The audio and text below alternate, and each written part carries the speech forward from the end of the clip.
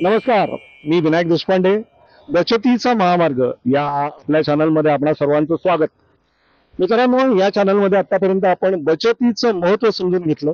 बचत म्हणजे काय, ती का करायची, बचतीचे फायदे काय, हे आपण सगळं समजून घेतोय या चॅनलच्या माध्यमातून. आतापर्यंत आम्हाला भरपूर सारे अभिप्राय या चॅनलवर आले आणि त्यांचं म्हणणं एवढं एकच पडलं की तुम्ही हे सगळं सांगताय, बचत करा, बचतीचे फायदे, बचत का करायची, हे सगळं आम्हाला पटलं. परंतु आम्हाला जो मिळणारा पगार किंवा महिन्याचं जे काय आमचं उत्पन्न जे आहे हेच मुळात पुरेसं पडत नाही.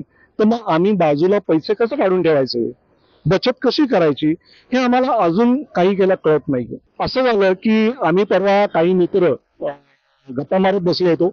हे आता तुम्ही मागे जे बघताय सुग्रण हॉटेल, हे आमचे मित्र मंदार घुगरी यांचे हॉटेल आहे आणि या हॉटेलमध्ये आम्ही काही मित्र गप्पा मारत होतो. तर त्या गप्पांच्या ओघातून बचत का करायची, कशी करायची आणि बचतीचे फायदे काय, हा विषय आमचा चर्चेला होता. आणि आमचे जे मित्र आहेत त्यांच्याकडे चांगला अनुभव त्यांनी आम्हाला शेअर केला आणि मला तो तुम्हाला सांगावासा नक्कीच वाटेल. मी सांगण्यापेक्षा जर आपण आमच्या त्या मित्राकडनंच जर हा अनुभव समजून घेतला तर कसं काय. तर चला या आपण आपल्या मित्राकडून हा बचतीचा अनुभव समजून घेऊया. तर आपण आता सुग्रण हॉटेलचे मालक मंदार घुगरी जे माझे मित्र आहेत तर त्यांच्याबरोबर आपण बसलोय. मित्रांनो, हे जे सुग्रण हॉटेल आहे हे सिंहगड रोडला नवसा मारुतीच्या जवळ असं हॉटेल आहे.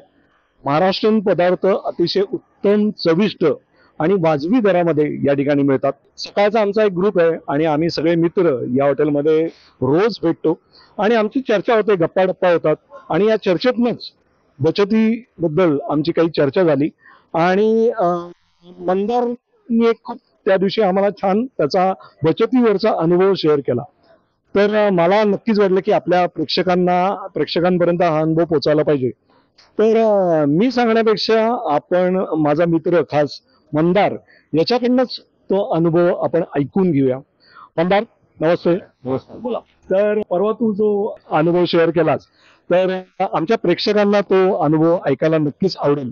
तर काय तुझं म्हणणं आहे त्या बचतीबद्दल? नाही, ऍक्च्युली लहानपणीपासून सवय होती थोडे पैसे कसे सेव्ह करता येईल वगैरे या गोष्टीची. म्हणजे लहानपणीचा एक छोटासा किस्सा आहे, अगदी मोठा असा नाही.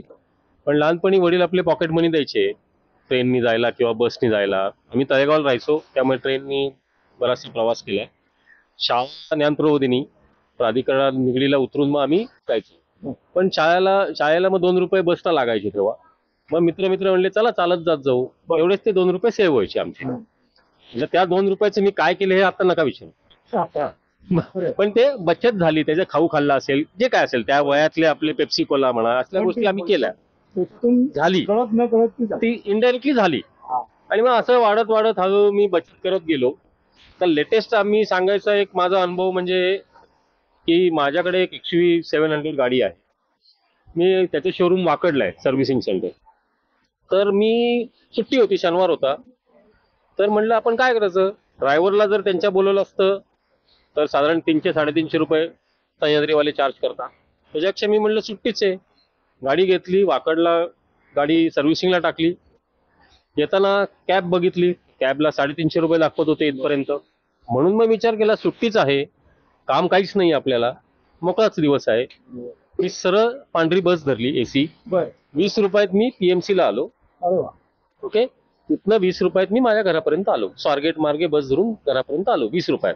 म्हणजे टोटल 350 रुपये जो मला कॅबला खर्च लागत होता तो मी 310 रुपये माझे सेव्ह झाले. अच्छा, म्हणजे आपण जे कायम विचार करत असतो की पैसा आपण कसा बचत करणार, कसं गुंतवणूक करणार.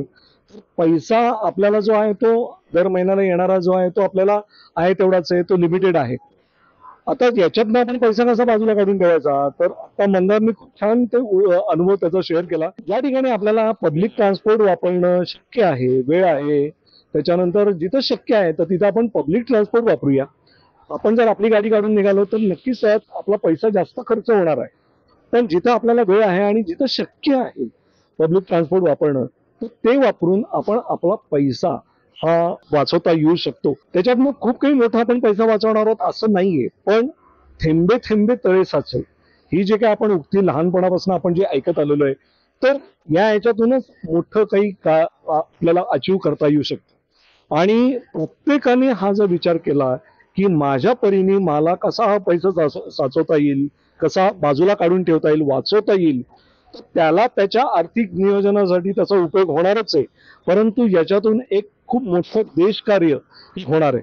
आज आपण सगळ्यांनी जर ठरवलं की जास्तीत जास्त वेळेला आपण हा पब्लिक ट्रान्सपोर्ट वापरूया, आज आपल्या पुण्यामध्ये PMT आहेत, आता मेट्रो चालू झालेली आहे, तर अशा ज्या काही साधनांचा आपण जर वापर केला तर आपला पैसा आणि आपली एनर्जी आणि सर्वात मुख्य म्हणजे आपण जे फ्युएल, पेट्रोल, डिझेलवर आपण जो पैसा वारेमाप खर्च करतो, जो आपल्याला कळून येत नाही, तर तो पैसा आपल्याला वाचवता येईल.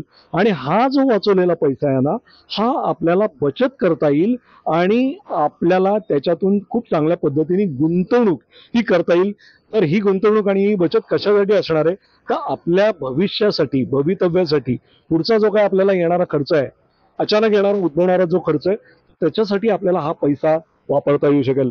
मंदार, खूप छान आम्हाला आमच्या सगळ्या प्रेक्षकांना हे छोटे छोटेच महत्वाचे अनुभव आणि किस्से जे असतात, तर याच्यातूनच आमच्या प्रेक्षकांपर्यंत हे बचतीचं महत्व हे पोहोचणार आहे. आणि आमच्या चॅनलचा हाच उद्देश आहे खरा. त्यात एका वाक्यात सांगायचं आहे, money save is money earn. Money saving is money earning. तुम्ही जे वाचवणार आहात तेच तुमचं उत्पन्न आहे. आज आपण उत्पन्नाचे, आपण म्हणतो ना की उत्पन्नाचे मार्ग कमी आहेत आणि खर्चाच्या वाटा भरपूर आहेत. एकदा हातात आलेला पैसा तो वेगवेगळ्या वाटांनी आपला काही पैसा खर्च होतो. उत्पन्न अजून आपल्याला कशा पद्धतीने वाढवता येईल, तर हे आता मंदारने सांगितलेलं उदाहरण अतिशय चांगलं आहे. आपण आत्मसात करूया. मित्रांनो, अशाच पद्धतीने आपण बचतीचं महत्व जाणून घेणार आहोत. आपण वेगवेगळ्या लोकांकडून त्यांचे अनुभव आपण ऐकणार आहोत, काही याच्यातले किस्से आपण ऐकणार आहोत. पण हे सर्व जर तुम्हाला पटलं असेल, आवडलं असेल, तर आमच्या या चॅनलला जरूर सबस्क्राईब करा. जास्तीत जास्त लोकांपर्यंत आपल्याला हे पोचवायचं आहे, त्यामुळे तुम्ही जास्तीत जास्त लोकांना हा चॅनल हा शेअर करा. धन्यवाद. मंदार, खूप खूप धन्यवाद. आज तुम्ही आमच्या चॅनलला वेळ दिलात आणि तुमचा अनुभव हा शेअर केला, तर त्याबद्दल आमच्या चॅनलकडून तुम्हाला एक छोटीशी भेट.